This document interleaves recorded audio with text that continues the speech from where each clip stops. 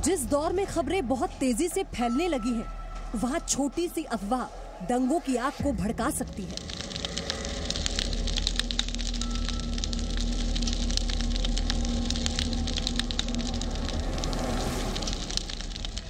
लेकिन ये आग आम लोगों को झुलसाए, इससे पहले शुरू होता है नीली वर्दी वाली फौज का एक्शन। दंगों की सूचना मिलने के 10 से 15 मिनट के अंदर दंगों पर काबू पाने के लिए फौज अपनी बैरकों से निकल पड़ती है।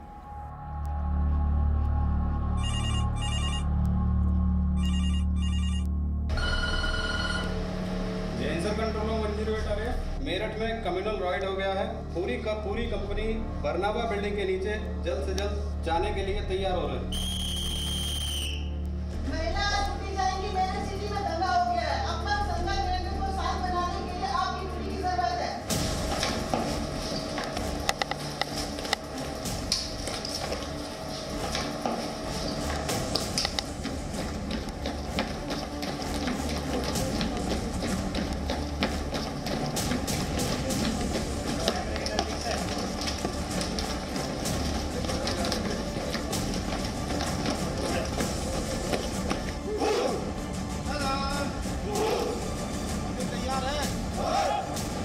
एक्शन के लिए चलना है।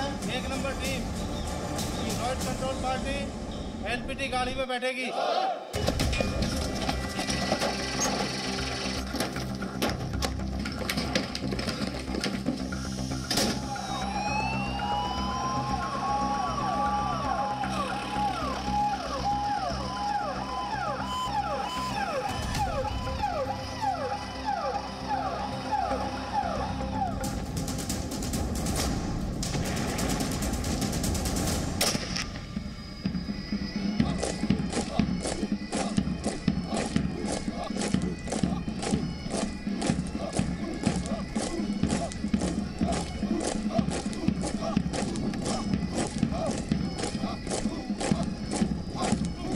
हमारे देश की सुरक्षा की होती है तो मन में बस एक ही बात आती है, हमारी भारतीय सेना है ना। आईटीबीपी और बीएसएफ जैसी पैरामिलिट्री फोर्सेस बॉर्डर पर दुश्मन को सबक सिखा रही हैं। सीआरपीएफ आतंकवाद और नक्सलवाद का डटकर मुकाबला कर रही हैं। लेकिन जब बात आती है हमारे देश की, यानी हमारे घर में किसी भी तनावपूर्ण हालात की, तो जहन में बस एक ही नाम आता है और वो है आरएफ, यानी रैपिड एक्शन फोर्स। आज हम गुरुग्राम के सीआरपीएफ कैंप में मौजूद हैं, जहां पर सीआरपीएफ और आरएएफ के जवानों को अफसर बनाया जाता है। उन्हें कैसे ट्रेनिंग दी जाती है, कितना परिश्रम उन्हें करना पड़ता है, और वो दृढ़ निश्चय भी आपको दिखाएंगे, जिसके बूते पर आपकी और हमारी सुरक्षा ये कर रहे हैं पिछले 28 सालों से।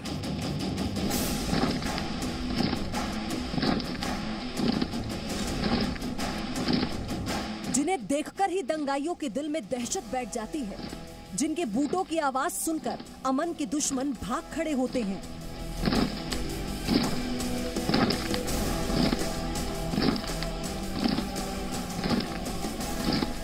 जिनकी मौजूदगी से आम लोग खुद को सुरक्षित महसूस करते हैं। नीली वर्दी वाली ये रैपिड एक्शन फोर्स देश में सांप्रदायिक हिंसा और कानून व्यवस्था के लिए किसी भी चुनौती के सामने सबसे बड़ी दीवार है।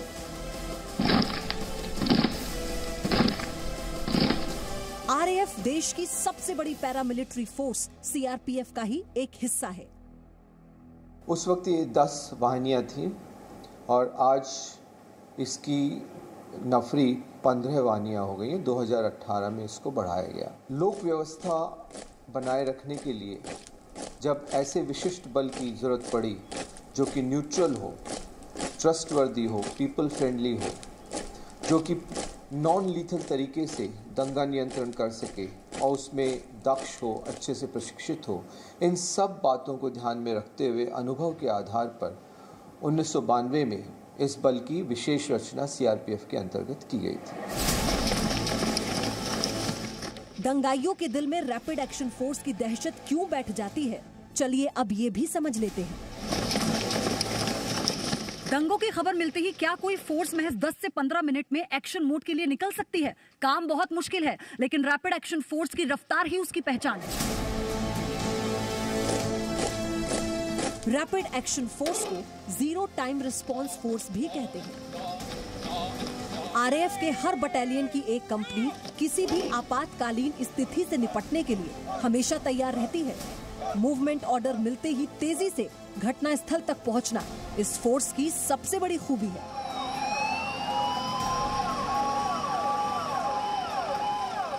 बेहद तेजी के साथ दंगाग्रस्त इलाकों में पहुंचकर आरएएफ अपना एक्शन भी शुरू करती है, लेकिन इस बात का पूरा ख्याल रहता है कि जिन पर कार्रवाई करनी है वो भी देश के निवासी हैं।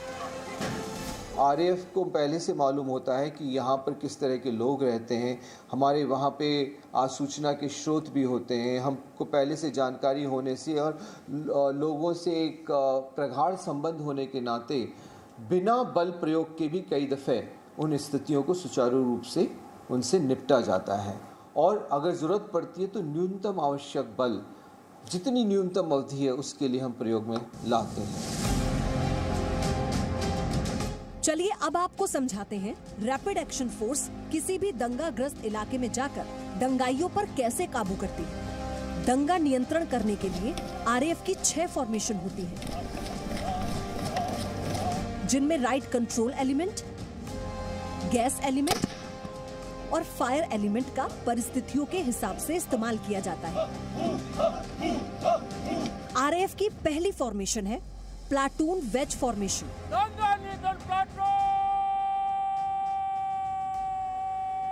भीड़ को 2 भागों में बांटने के लिए प्लाटून वेज फॉर्मेशन का इस्तेमाल किया जाता है।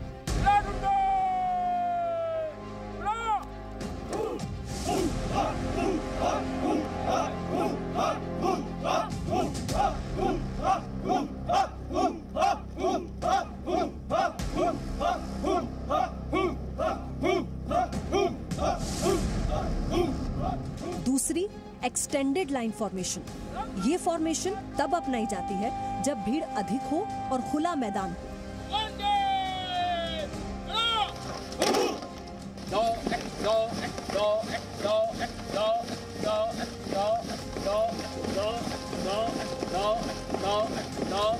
तीसरी 1 डीप फॉर्मेशन। इसका इस्तेमाल अलग अलग भागों में जमा भीड़ को काबू करने के लिए किया जाता है।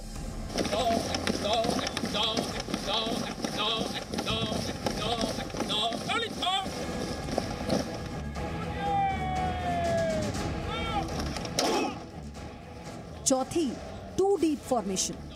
जहां पर भीड़ बिखरी हुई ना हो वहां पर 2 डीप फॉर्मेशन का इस्तेमाल होता है।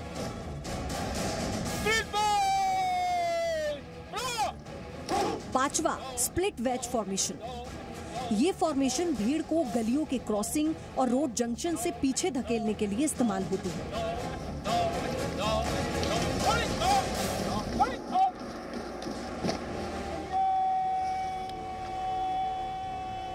छठवां सुरक्षा घेरा फॉर्मेशन। इस फॉर्मेशन का इस्तेमाल रैपिड एक्शन फोर्स आपातकालीन स्थिति में अपनी सुरक्षा के लिए तब करती है जब उत्तेजित भीड़ के रैपिड एक्शन फोर्स के जवानों पर हमले का खतरा होता है। इस दौरान कंपनी के वाहनों को भी सुरक्षा घेरे में रखा जाता है। दंगाई है जो उनका लीडर है, उसको आपने कंट्रोल कर लिया, उसको आपने पहचान लिया, तो उसको हिट करना है सबसे पहले। उसको एक बार आपने हिट कर लिया, उसको गायब कर दिया मजमे से, तो मजमा आधा तो वैसे ही कंट्रोल हो जाता है। दूसरी चीज़ ये है कि क्योंकि वहाँ पर हम जो फैमिलिएशन के दौरान अपना जो जानकारी लेते हैं और हमारे जो आदमी होते हैं वो जब आ जाते हैं तो वो अपने आप धीरे धीरे करके उस जब बिना लीडर के जो मजमा है तो उसको कंट्रोल करने में वो भी हमारी मदद करते हैं। और जैसा आपने देखा हमारी जो फॉर्मेशंस है 6 फॉर्मेशंस है, उस फॉर्मेशंस में सबसे लास्ट हमारा वेपन है। और आरएएफ में मेरे को भी लगभग 26 साल की नौकरी में मैंने देखा है आरएएफ ने आज तक कम से कम बल का प्रयोग किया है। नॉन लेथल वेपन म्यूनिशन है, उसी का हम इस्तेमाल करते हैं। रैपिड एक्शन फोर्स के जवान भी सीआरपीएफ का हिस्सा होते हैं, लेकिन सीआरपीएफ से आरएएफ में एंट्री के बाद इन जवानों को एक खास ट्रेनिंग से गुजरना होता है।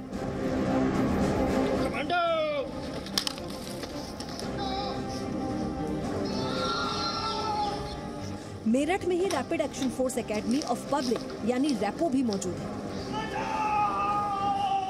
बीएसएफ से आरएएफ में जब ट्रांसफर होता है तो उससे पहले बकायदा कन्वर्जन ट्रेनिंग होती है, यानी आरएएफ में शामिल होने के बाद क्या नई चुनौतियां होती हैं, क्या नए नियम होते हैं और किस तरह से उनका पालन करना होता है, ये सब बकायदा सिखाया जाता है। ट्रेनिंग प्रोसेस होता है, वो क्या होता है? सीआरपीएफ का डिप्लॉयमेंट पूरे देश में अलग अलग कोनों में होता है। हमें यहाँ पर सिविल व्यक्तियों से, जो मॉब होता है उनसे निपटना होता है, जो क्राउड होता है उससे निपटना होता है, और उनसे निपटने के लिए हमेशा हम लोग बल का प्रयोग नहीं कर सकते हैं। कुछ हमें ऐसे भी कार्रवाई करनी पड़ती है जिससे हम उस मॉब की साइकोलॉजी को समझ सकें, मॉब के जेनेसिस को समझ सकें, और मॉब के क्या उसके अंदर मॉब किस लिए इकट्ठा हुआ है और किस टाइप का मॉब है। जैसे जम्मू कश्मीर के अंदर का जो मॉब होता है और जो बाकी स्टेट के अंदर मॉब, उसमें डिफरेंस होता है।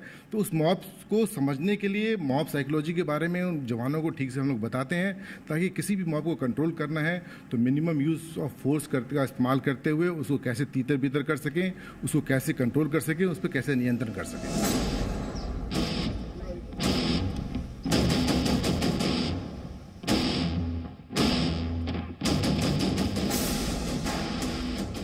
रैपिड एक्शन फोर्स ज्यादातर ऐसे ही हथियारों का इस्तेमाल करती है जिससे दंगा नियंत्रण तो हो जाए, लेकिन किसी की जान नहीं जाए, किसी को गंभीर चोट न लगे।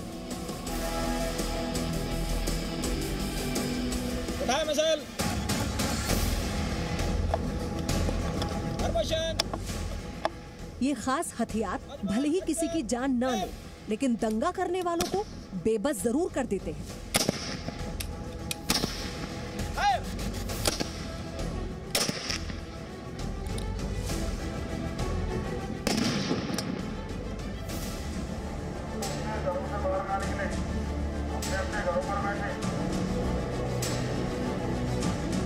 हम उसी को खुदा समझते हैं जो मुसीबत में काम आता है। जिंदगी के इस फलसफे को सच माना जाए तो रैपिड एक्शन फोर्स किसी खुदाई मददगार से कम नहीं है।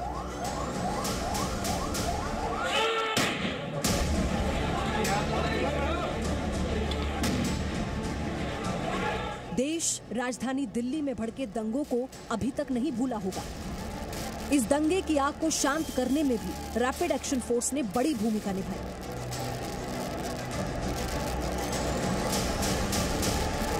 शांति काल में भी हर जगह सर्वे करते रहते हैं, वल्नरेबिलिटीज़ देते रहते हैं कि कहाँ कहाँ पर संवेदनशीलताएं हैं, और हर जगह हम एक वहाँ के समुदाय से मित्रता भी स्थापित करते हैं। तो आप जो कि दिल्ली की विशेषकर बात कर रहे हैं, तो राजधानी में हम तत्काल स्थानीय पुलिस से मेलजोल करके और काफ़ी कम समय में इस स्थिति को सामान्य कर सके, और उसमें हमने स्थानीय समुदाय की भी काफ़ी मदद ली, नागरिकों ने भी इसमें काफ़ी मदद की। 194 आरएएफ ने शाहीन बाग प्रोटेस्ट से लेकर दिल्ली के उन इलाकों में लॉ एंड ऑर्डर को फिर से पटरी पर लाने में बड़ी भूमिका निभाई जहां पर सबसे ज्यादा हिंसा हुई। हम वहां पहुंचे तो हमने देखा कि इतनी भयानक त्रासदी दंगों की है, व्हीकल्स जल रहे हैं, लोगों के घर जलाए जा रहे हैं। लेकिन जब हम वहां पहुंचे और अपने सारे इक्विपमेंट्स को पहन के जब हमने वहाँ अपने प्रदर्शन करना, अपने गाड़ी से उतर के और दिखाना शुरू किया, लोगों में एक कॉन्फिडेंस था। लोग हमें ऐसे नज़रों से देख रहे थे कि हम आ गए हैं, और उन्हें लग रहा था कि अब हम इन दंगों को शांत करा देंगे। वो चीज़ें मैंने महसूस किया इस बारे में। वो ऊष्मा है, वो पृथ्वी है, वो प्रकृति है, वो आधी आबादी है और पूरी स्त्री है। और इसी स्त्री की कदम ताल को जब आप देखेंगे तो गर्व महसूस करेंगे। इसी स्त्री को जब आप नीली वर्दी में देखेंगे आपको फक्र महसूस होगा, क्योंकि कड़े परिश्रम के बाद वो दिन आता है जब कदम ताल करती हुई ये महिलाओं की टुकड़ी उतरती है। तो वाकई ये साबित होता है कि भले इस बटालियन में जो संख्या है महिलाओं की वो बहुत कम है, लेकिन इनका जज्बा, इनका हौसला, इनकी हिम्मत और देश को सुरक्षा करने का दृढ़ निश्चय किसी भी पुरुष जवान से कम नहीं है। और आज शायद ये परेड, ये कदम ताल यही बता रही है।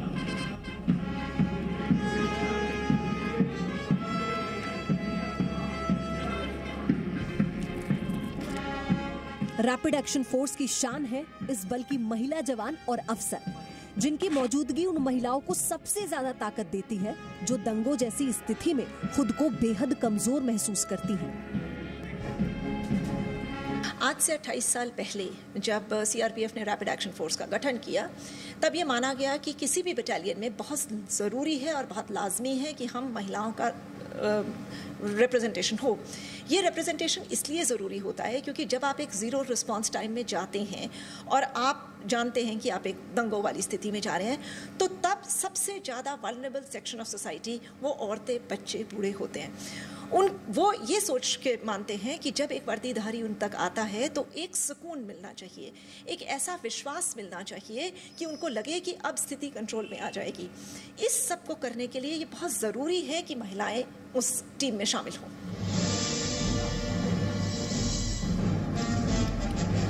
न देश प्रेम का जज्बा कम है, न इंसानियत के दुश्मनों से निपटने का हौसला।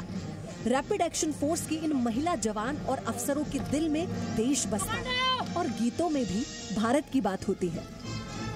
है रीत जहां की प्रीत सदा,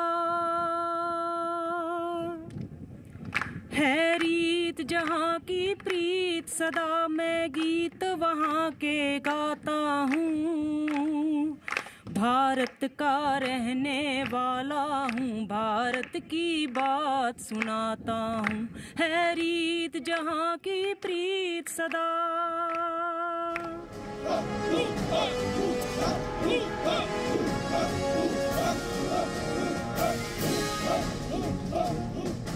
आज ये महिला जवान और अफसर अपने पुरुष साथियों के साथ कंधों से कंधा मिलाकर, कदमों से कदम मिलाकर दंगाइयों से देश के लोगों की रक्षा कर रही हैं।